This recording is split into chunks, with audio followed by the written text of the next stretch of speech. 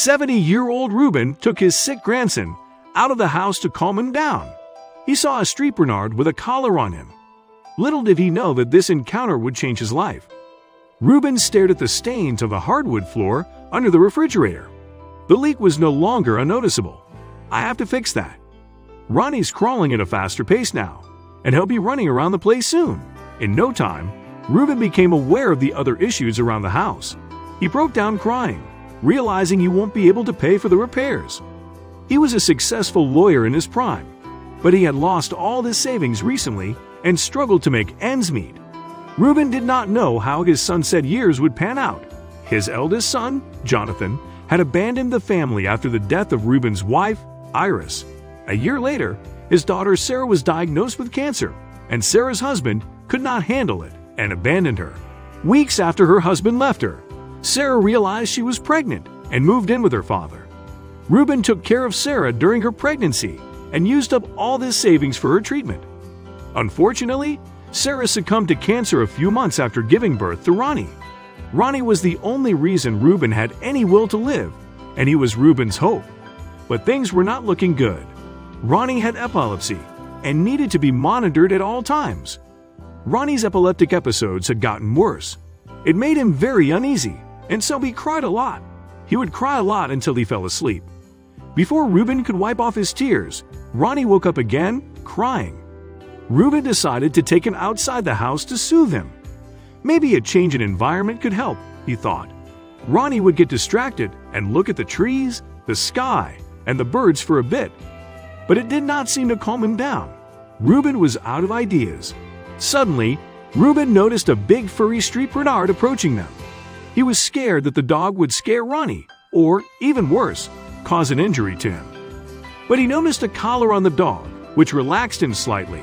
Still, Reuben tried to keep the dog away from Ronnie and looked around for his owners, and he saw no one around. The dog was trying to get closer to Ronnie, and Reuben was panicking and looking intently. Suddenly, Reuben noticed that Ronnie had stopped crying. He looked down and saw the dog licking Ronnie's hand. Ronnie was smiling, excited to see the dog. Reuben was pleasantly surprised. He waited some more time to see if the dog's owners were around, believing that the dog was also abandoned. Then he decided to take him home. At home, Ronnie seemed to have transformed completely. He played with the dog throughout the day, and Reuben noticed a rolled-up paper attached to the dog's collar. He pulled it out and read the note. "I'm Melissa Underwood. I lived at 53 Winston Street before I was forced to stay in the nursing home downtown.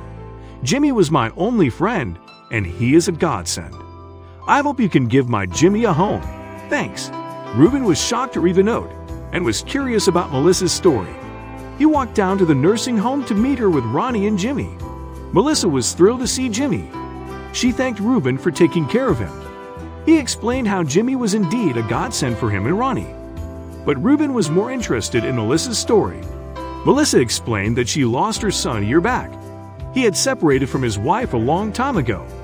But her daughter-in-law showed up only a few months ago and put the house on sale without informing her.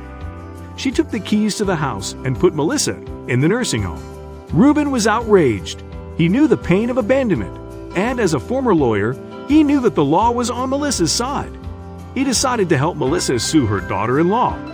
He also offered her to live with him instead of in the nursing home. The trial went on for months, but it was worth it.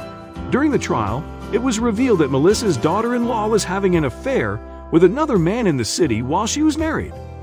That man turned out to be Reuben's eldest son, Jonathan, who had lost all his money due to his gambling addiction. He was desperate for money and suggested Melissa's daughter-in-law sell the house.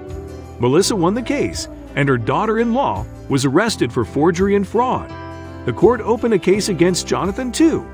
Melissa got the house and a lot of money from punitive damages.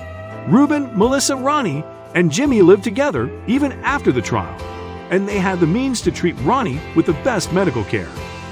They had 2 houses now, with no leaking refrigerators, and most importantly, they had a loving and caring family.